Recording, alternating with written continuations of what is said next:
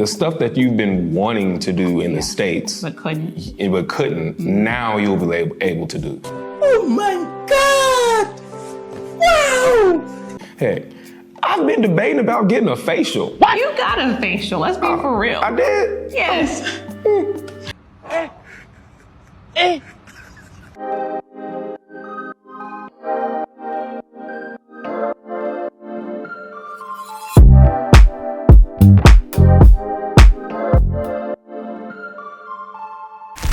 Welcome back to Africa Ever After. I'm Julius. And I am Zara. Today we will be discussing the many facets of Uganda that have captured our hearts. From the community, to the scrumptious food, to the beautiful weather, and the day-to-day conveniences that make life here in Uganda so special.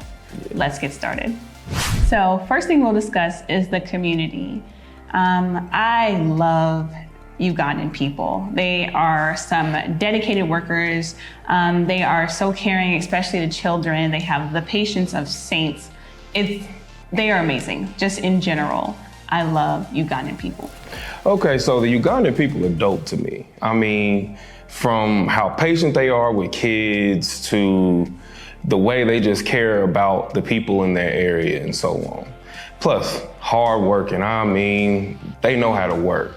Also, their respect for elders or people in positions that they deem to be higher than theirs. So it's not uncommon for people to call you boss or mama, or was it mommy, I think is what they call you, or papa, in exchange for it's just a way of showing respect to you. So I think that's really, really cool. Also, they have a lot of patience for children. I think I shared a story on Uganda where we got off the plane and our 4-year-old was tripping. He was having a whole meltdown. And this random stranger comes up and starts talking to him, trying to calm him down. These are things that you normally just don't see in the US, which I think is really cool. Yeah. Another thing about Ugandans that I love is their dedication and loyalty. Of course, it depends if it's, certain people are more loyal than others. But in general, we have been able to find really dedicated people to be on our team and work with us in starting our business. Yeah. And they have made this process way easier than it would have been on our own. Yeah, perfect example. I'm just giving them a shameless plug. Felix, you that dude, man. And Gloria. Yeah. That's my girl. They are also our business partners here. Yeah. They are Ugandan business partners here in Uganda. And now, we kind of working with Agri also. That's our editor. What's up, man? You that dude, man. Also, our teacher, Miss Doreen, she is phenomenal. Our gardener, even the guy that brings us water, everybody here has been amazing. Save a few people who, are scammers. The majority of the people here are very, very lovely, very, very dedicated to what they do, and also very loyal. And I love Ugandan people. Yeah. The next thing that we want to tackle is the food. In a previous video, we talked about how the food was just okay. I need to clarify that is only the food that you can find at the big chain restaurants or franchise restaurants. Yeah. The local food here is fire. One place we went to, the first place we went to was Coffee at Last. Oh, fire. Great experience there. So if you come, visit them, they are amazing. Especially the one, Coffee at Last in Munyonyo. Yes. And they have an Airbnb, amazing. Right above it, dope. Also, what else? The Ugandan food here that we've had, my friend cooked for us, or our business partner cooked for us. That was amazing. He made pumpkin chapati, fire. I have been trying to make chapati for months and I cannot get it. So I need him to give me a personal lesson or something because it was amazing. Also, they had the stew thing that Gloria cooked. It was amazing. I'm looking forward to going to more local food restaurants so that way we can experience more of those. Yeah. And if you have any suggestions, put them in the comments below. Please. We will try them. Please. The weather. The way I explain the weather is pretty simple, yo. It's like being in San Diego, LA, but in Denver-ish area. I mean, talking about the altitude? The elevation. Oh, okay. It's great weather. You can't really pay attention to the clouds because they're hard-headed to us, at least. Yeah. I mean, we think it's going to rain, and then it doesn't rain for like 2 days. And then we think it's not going to rain, and then it throws down. Yeah. But granted, right now it's rainy season, so Right. this is something different that we've never experienced before. Absolutely. So another thing is that, okay, so for instance, the temperature on average is like between 60 degrees and 85. On a rare occasion, you may hit 90s, but usually we're sitting around 75 to 85. So the weather is gorgeous all the time. I liked dry season. That's what season it was when we first got here, but I prefer rainy season personally because everything is so green and beautiful and idyllic. It's just really, really nice here when it's raining, in my opinion.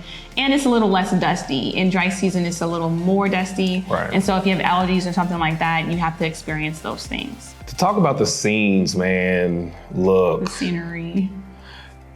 When you go on top of some of these hills, you're just driving, and then you get to the top of the hill and you just look to the left, look to the right, and you see like everything. Yes. It's crazy. Maybe some of y'all have experienced that, but we just haven't. Not like this. Especially when you get closer to an area where you can see Lake Victoria. Yes. Crazy views. Crazy beautiful. So like if you can rent an Airbnb like on the 4th or even the 5th floor and just you look out over Kampala, it is crazy beautiful. And what's crazy is like I'll be driving with our business partner and I'll be like, wow, you don't see this? It's amazing. It's such a beautiful view. And he's like, he's used to it. So for me though, I'm still tripping. I'm 5 months in and I'm still mesmerized by the beautiful hills in Kampala. Right. I'm as simple as, do you see that banana tree? That mango tree? Right. Like, Guava. I'm not used to seeing that. Papaya, jackfruit, everywhere. Just food is everywhere I here. bought jackfruit at the store in a can. Like, what do you mean? You can just go grab it. Like, Right. Oh man. Yeah. Like that in itself is just beautiful. You don't have to go hungry here. You can just walk over there and just go grab that mango right there. Yeah.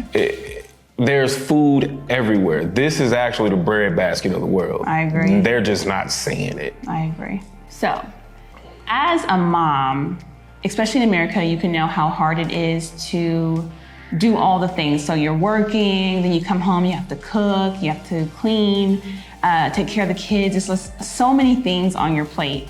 But I feel here in Uganda, at least if you have a little bit of money, you're able to ease some of those burdens by hiring help, which makes life so much better. For instance, I'm able to hire a cleaner to help clean the house a few days a week, somebody to clean our compound and cut the grass. What else? If you even wanted to hire a cook or a nanny, you can hire those kind of people, a driver to help you get around, private tutoring. All of these things are reasonably priced. They're not extremely expensive, and it makes life, at least as a mom, so much more convenient. The conveniency for her, whatever she needs when it comes to that, hey, I'm with it. Now, outside of that, I gotta tell y'all, it's a love-hate relationship, I'll admit. However, the boaters are the truth. Them little dudes on the motorcycles be getting it. I mean, you may see a couch one day, the next day a stove and a refrigerator on the back of this little itty bitty motorcycle. A baby cow or a goat, like they carry everything. Everything. So you can get anything delivered here as long as you know where you're picking it up from. You can usually WhatsApp them and tell them your location, and then they will send it on a boda, which makes life super easy. It's kind of like Amazon, but faster. And but more convenient because it's like literally anything from most shops you can get delivered. I'll admit, when you're driving and those boaters are around, they're frustrating. But necessary. Very necessary. It's a love-hate relationship, okay?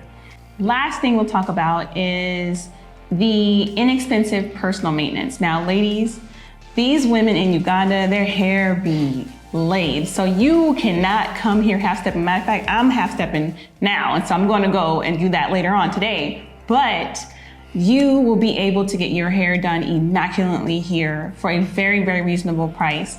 For me, my locks cost generally between 50 and 70,000 shillings. I'll put the American conversion up. And I do that like maybe once every 6 to 8 weeks. But if you want to get your hair braided, it's a similar price. They even take your hair down. They wash your hair before they do it, blow dry, all that. I know in the States at least, hairstylists don't necessarily always do those things, but they will do the full works whenever you go and get your hair done here. Also, you can get your nails done. Usually I pay about 50 Ugandan shillings to get my nails done, and that includes the gel nails. What else? Facials and massages are around, what, 200,000 a person to do both? Give or take, yeah. Yeah, you can get scrubs, all the things. And hopefully I can take you guys around as I do some of those monthly maintenance things, so you guys just get an idea of how much those things cost. But you can keep yourself up fairly cheaply here. More than likely, the stuff that you've been wanting to do in the States, But couldn't. now you'll be able to do. Oh my God! Wow! Hey, I've been debating about getting a facial. What? You got a facial, let's be for real. I did? Yes. Didn't even know.